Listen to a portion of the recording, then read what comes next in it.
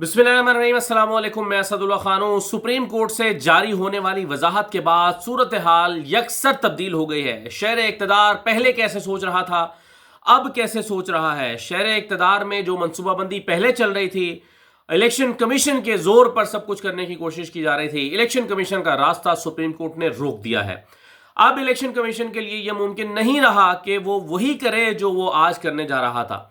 और देखिए, हम पहले भी ये कह रहे थे कि इलेक्शन कमीशन चूंकि खुद ही सुप्रीम कोर्ट के पास गया है और उसने खुद ही रजू किया है और कहा है कि मेरे सामने दो रास्ते हैं। एक रास्ता ये है कि सुप्रीम कोर्ट के फैसले पर अमल दरामद करें, दूसरा रास्ता ये है कि सुप्रीम कोर्ट के फैसले के बाद इलेक्शन एक्ट में तरमीम हो गई है, हम उस पर अमल दरामद करें। तो बताइए, हम इन दोनों में से कौन सा रास्ता इख्तियार करें। इलेक्शन कमीशन ने चूंकि सुप्रीम कोर्ट से पूछा था, तो सुप्रीम कोर्ट ने उसका जवाब दिया है और कहा है कि आप सुप्रीम कोर्ट के फैसले पर अमल दरामद का रास्ता इख्तियार करें, और उसकी रीजनिंग भी जारी की है। तो अब इलेक्शन कमीशन के पास इलेक्शन कमीशन के लिए ये मुमकिन ही नहीं रहा कि वो सुप्रीम कोर्ट के फैसले पर अमल दरामद ना करे। क्यों कह रहा हूं मैं ये? इसलिए कि जब आप खुद सुप्रीम कोर्ट से पूछ रहे हैं, अगर तो आपको इतनी क्लैरिटी होती कि आप खुद समझते कि भाई सुप्रीम कोर्ट का फैसला अब जो है उस पर अमल दरामद करना मुमकिन नहीं रहा क्योंकि इलेक्शन एक्ट में तरमीम हो गई है, तो इसलिए इलेक्शन एक्ट पर तरमीम के बाद जो की सूरत हाल है उस पर अमल दरामद किया जाएगा। लेकिन इलेक्शन कमीशन से उस वक्त एक गलती सरजद हुई। इलेक्शन कमीशन या तो ये करता कि इलेक्शन एक्ट में तरमीम के मामले पर फौरी तौर पर इंप्लीमेंट कर देता और सुप्रीम कोर्ट से रजू ना करता। लेकिन उस वक्त सुप्रीम कोर्ट से इलेक्शन कमीशन ने इसलिए रजू किया था कि उसे लगता था कि चलेंगे ताखीरी हरबा है और हम इसको जो है वो सुप्रीम कोर्ट पर डाल देते हैं और कुछ दिन और गुजारे। लेकिन आज के हालात में शायद इलेक्शन कमीशन सोचता हो कि मैंने गलती की है। आज के हालात में इलेक्शन कमीशन सोचता होगा कि मैं अगर ये ना करता तो मुनासिब होता। इलेक्शन कमीशन सोचता होगा कि मैं उस वक्त डायरेक्ट अगर इलेक्शन एक्ट में तरमीम के ही अमल को इंप्लीमेंट कर देता, तो बाद में फिर जो अगर तौहीन अदालत होती रहती देखा जाता, जो कुछ भी होता, लेकिन एक दफा तो आप इंप्लीमेंट करके आईनी तरमीम मंजूर करा लेते। लेकिन अब ये वक्त गुजर चुका है। चूंकि सुप्रीम कोर्ट ने अब वजाहत जारी कर दी, उन्होंने कहा है कि इलेक्शन एक्ट में तरमीम से सुप्रीम कोर्ट का फैसला गैर मौसर नहीं हो सकता। सुप्रीम कोर्ट ने फैसला दिया है, फैसले को बरतरी हासिल है। अब वह फैसला किसी ऐसी तरमीम से गैर मौसर नहीं हो सकता जिसका आप माजी से तलाक करना चाहते हैं, यानी माजी से तलाक ही नहीं हो सकता। फिर कहा गया है कि सुप्रीम कोर्ट ने, यानी ये जो वजाहत थी, इसको फौरी तौर पर इलेक्शन कमीशन को भिजवाने का हुक्म भी दिया सुप्रीम कोर्ट ने, और यानी अक्सरियती जजेस ने, 8 जजेस अक्सरियती जजेस, उन्होंने ये वजाहत करके फौरी तौर पर रजिस्ट्रार ऑफिस को हिदायत की कि इस फैसले को इलेक्शन कमीशन को भेजा जाए। फिर कहा गया कि इलेक्शन कमीशन बगैर कोई मजीद वजाहत मांगे फैसले पर फौरी तौर पर अमल दरामद करे, मजीद कोई वजाहत ना तलब की जाए। सुप्रीम कोर्ट ने कहा कि हमने इसके तमाम आईनी कानूनी पहलुओं का जायजा ले लिया है, मजीद कोई भाव मौजूद नहीं है जिसकी वजाहत की जानी चाहिए, इसलिए आप मजीद सुप्रीम कोर्ट से कोई वजाहत नहीं मांगेंगे और इस पर अमल दरामद करें। यह वाज़ेह तौर पर इलेक्शन कमीशन को हिदायत की है। अच्छा, अब देखिए कि और फिर कहा कि इलेक्शन एक्ट में तरमीम का माजी से इतलाक नहीं हो सकता, यह वाज़ेह तौर पर कह दिया। यानी और देखिए, इसमें मंतिक भी दिखाई देती है ना। आप वरना तो सुप्रीम कोर्ट का एक फैसला आता है और उस फैसले के खिलाफ कोई भी कानून साजी करके आप उसका 4 साल पहले से इतलाक कर देते हैं, तो सुप्रीम कोर्ट का तो कोई फैसला भी इंप्लीमेंट नहीं हो सकता। यानी हमेशा सुप्रीम कोर्ट के हर फैसले के राह में रुकावट डालने का ये तो एक प्रेसिडेंट बन जाएगा, तरीकाकार हो जाएगा।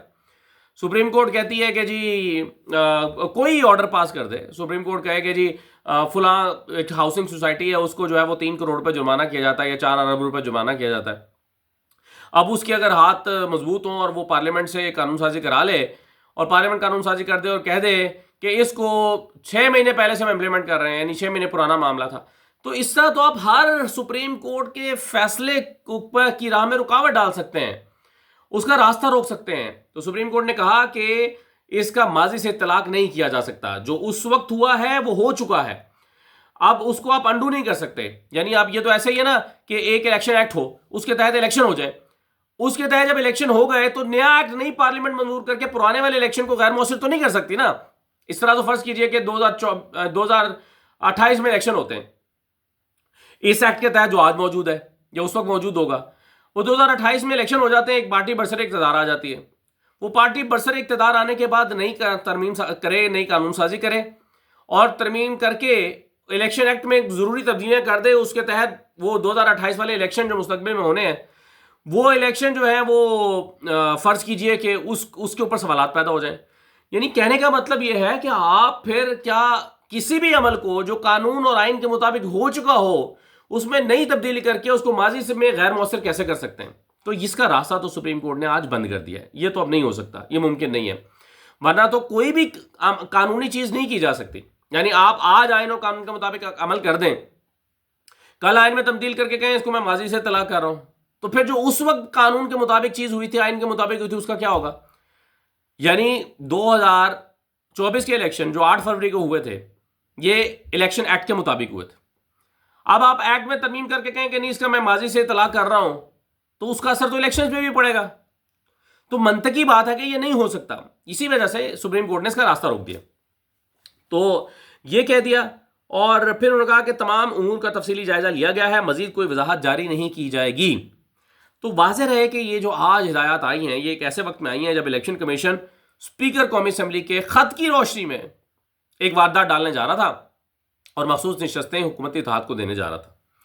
کل یہ خبریں جاری کروا دی گئی تھیں کہ ہم یہ کل کرنے جا رہے ہیں اور کل حتمی فیصلے کا امکان ہے. لیکن یہ فیصلہ آیا ہے, الیکشن کمیشن کو بھیجا ہے. اب الیکشن کمیشن آج بغیر کسی نتیجے پر پہنچے اٹھ کے گھر چلا گیا ہے اور صرف اتنا اعلان جاری کیا یا اتنا ٹکر جاری ہوئے ہیں کہ اس معاملے پر مشاورت جاری رہے گی, الیکشن کمیشن کی مشاورت جاری رہے گی. حالانکہ آج جب سپریم کورٹ کا واضح آرڈر آ گیا تو ایک نوٹیفیکیشن جاری کرنا ہے اور تحریک انصاف کی جو لسٹ آئی ہوئی ہے اس کو مخصوص نشستیں دینی ہیں. لیکن یہ کرنے کی بجائے مزید مشاورت جاری رکھنے کا اعلان کر کے الیکشن کمیشن گھر چلی گئی ہے. الیکشن کمیشن کا کہنے کا مطلب یہ ہے کہ بھائی جب تک ہمارے باسز سے آرڈر نہیں آئے گا تو ہم تو تب تک نہیں کریں گے, آپ جو مرضی کہتے رہیں.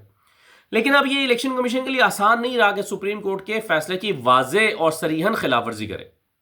یہ ممکن نہیں رہا کیونکہ الیکشن کمیشن نے کوئی ابہام چھوڑا نہیں ہے. الیکشن کمیشن نے تمام ابہام ختم کر دیے ہیں اور واضح آرڈر جاری کر دیے ہیں. تو اس کے بعد حکومت میں نئی ٹینشن, نئی ہلچل, نئی جو ہے وہ سب بندیاں, نئی حکمت عملی اور نئی چیزیں شروع ہو گئی. یہ جب ہوا ان دا مین وائل ایک جو ہے وہ اس سے پہلے بلاول صاحب نے ایک پارلیمانی پارٹی سے خطاب بھی کیا تھا جس میں انہوں نے کہا کہ جی ہمارا اتفاق رائے ہو گیا ہے اور کل ہم یہ مسودہ جو ہے وہ پیش کرنے جا رہے ہیں. لیکن شاید بلاول صاحب کا بیان بھی انحصار کر رہا ہو الیکشن کمیشن کی اس ممکنہ الیکشن کمیشن کے فیصلے پر جو ہونا تھا, لیکن سپریم کورٹ کے اس فیصلے کے بعد نہیں ہوا.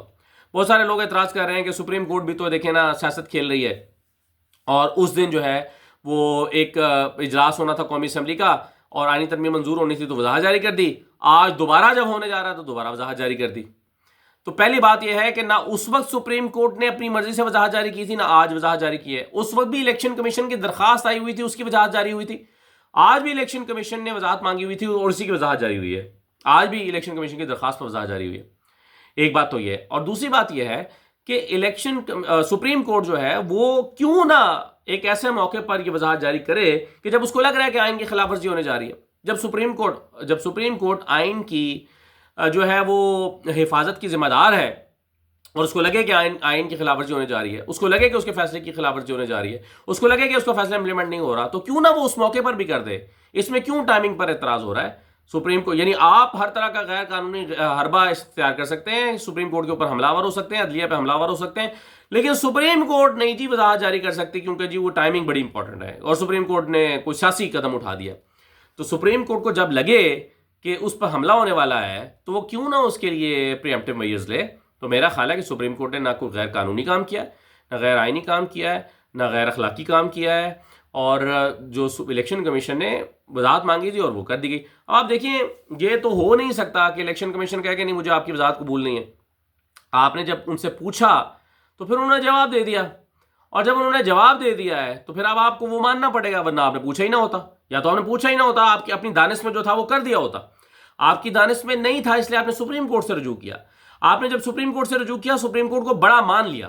جب آپ نے سپریم کورٹ سے رجوع کر کے اس کو بڑا مان لیا, اس سے ہدایت مانگی اور ہدایت مل گئی, تو اب آپ کے راستے میں کوئی رکاوٹ نہیں ہونی چاہیے کہ آپ اس کو امپلیمنٹ کریں. اب انٹرپریٹیشن سپریم کورٹ کا کام ہے, اس نے کر دیا ہے. سپریم کورٹ نے کہہ دیا ہے کہ آپ کے سامنے جو دو راستے ہیں اس میں سے آپ نے کون سا راستہ لینا ہے, آپ نے سپریم کورٹ کے فیصلے پر امپلیمنٹ کرنا ہے. تو اس لیے ہاتھ پاؤں اب تو بند گئے ہیں الیکشن کمیشن کے, اور وہ کچھ نہیں کر سکتا. اب بھی اگر وہ کریں گے تو پھر لڑائی ہے, پھر تصادم ہے, پھر اداروں کے بیچ میں جو ہے وہ ایک ایسی گڑبڑ ہونے جا رہی ہے جس کے بعد معاملات سلجھیں گے نہیں. اور یہ جو تصادم ہے, ظاہر ہے اس تصادم کو کی صورتحال میں مولانا فضل الرحمان کبھی بھی ساتھ نہیں دے سکتے حکومت کا, اور وہ کہیں کہ نہیں جی الیکشن کمیشن تو بالکل ٹھیک کر رہا ہے اور سپریم کورٹ جو ہے وہ غلط کر رہی ہے. تو اس تصادم یہ تصادم حکومت کو سوٹ نہیں کرتا, یہ تصادم آئینی ترمیم کو سوٹ نہیں کرتا.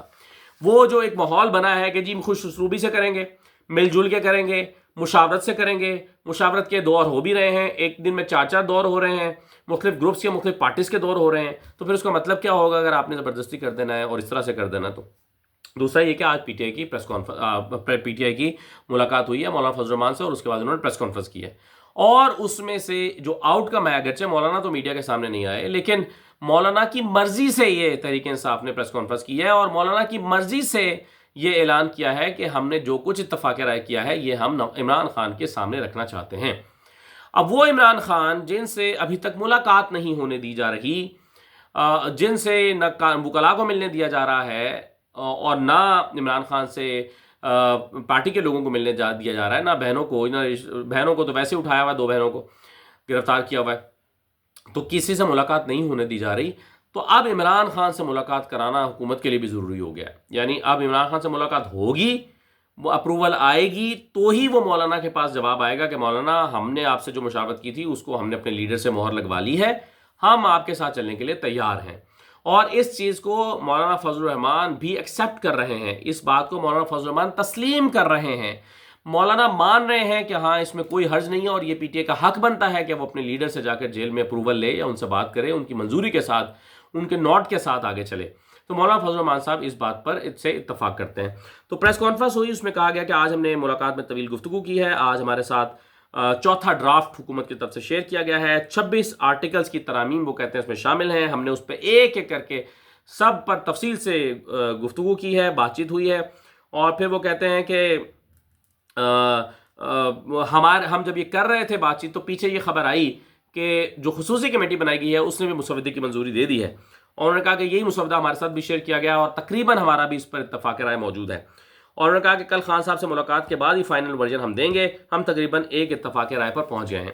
لیکن جب یہ پی ٹی آئی کی پریس کانفرنس ہو رہی تھی, ساتھ ہی ٹیلی ویژن پر یہ خبریں چلنا شروع ہو گئیں کہ اس مسودے میں یہ شامل ہے کہ چیف جسٹس کی اپوائنٹمنٹ 3 ججز میں سے ہوگی, یعنی 3 جج ہوں گے, ان میں سے ایک کا نام, 3 ججز کے نام بھیجے جائیں گے, اس میں سے ایک کو صدر بطور چیف جسٹس لگا دیں گے. اب یہ خبریں بیک وقت ٹی وی پر اپیئر ہوئیں, یعنی ایک طرف یہ کہنا پی ٹی آئی کا کہ ہمارا تقریباً اتفاق رائے ہو گیا چوتھے مسودے سے, اور ٹیلی ویژن پر خبر آنا کہ اس مسودے میں تو 3 ججز میں سے ایک جج کا نام شامل ہے. اب مجھے اس بات پر حیرت ہے کہ پی ٹی آئی ایک طرف یہ کہہ رہی ہے کہ ہم جسٹس منصور کے علاوہ کسی اور کو قبول نہیں کریں گے, اور دوسری طرف اگر اس مسودے پر اتفاق ہوا ہے تو اور یہ خبریں درست ہیں تو پھر اس مسودے میں تو جسٹس منصور کو حکومت نہیں لگانے جا رہی جس مسودے کے مطابق. تو یہ ابہام ابھی موجود ہے, یہ ابہام موجود ہے کہ کیا یہ وہی مسودہ ہے جس پر پی ٹی آئی اتفاق کر رہی ہے, اور کیا واقعی اس مسودے میں یہ شک شامل ہے کہ چیف جسٹس کی اپوائنٹمنٹ کے طریقہ کار کو تبدیل کیا جائے, اور جوڈیشل کمیشن کی جو تشکیل ہے اس پر کیا پی ٹی آئی نے اتفاق کر لیا ہے, کیونکہ جوڈیشل کمیشن, نئے جوڈیشل کمیشن کی تشکیل میں جو ایم این ایز اور سینیٹرز شامل کیے جا رہے ہیں اس سے اس کا تناسب تبدیل ہو جائے گا اور حکومت کی برتری ہو جائے گی, اور جب حکومت کی برتری ہو جائے گی تو وہ پھر اپنی مرضی کے ججز کو لگائے گی اسلام آباد ہائی کورٹ میں اور ادھر ادھر, اور وہاں پر پھر اپنی برتری بنانے کی کوشش کرے گی.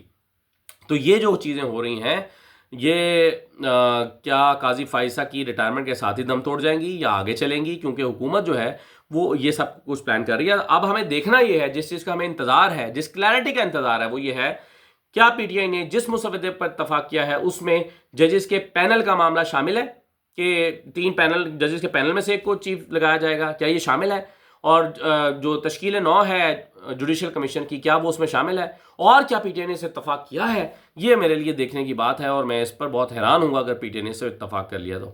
ابھی تک کی اپڈیٹس یہ ہیں, دیکھتے ہیں آگے کیا ہوتا ہے. اجازت دیجیے, اللہ حافظ.